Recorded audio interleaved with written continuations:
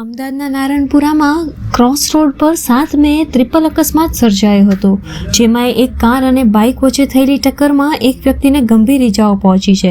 અકસ્માતના પગલે વ્યસ્ત રહેતા નારણપુરા 4 રસ્તા પર કલાકો સુધી ટ્રાફિક જામની સ્થિતિ સર્જાઈ હતી.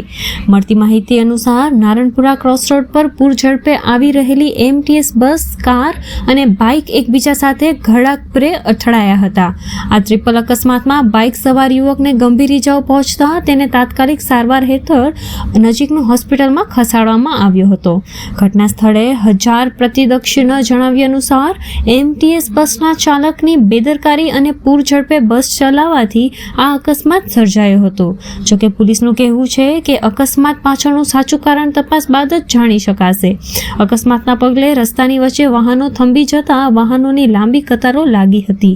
ટ્રાફિક પોલીસે તાત્કાલિક સ્થળ પર પહોંચીને અકસ્માતગ્રસ્ત વાહનોને રસ્તા પરથી ખસેડી ટ્રાફિક હળવો કરવાની કામગીરી હાથ ધરી હતી.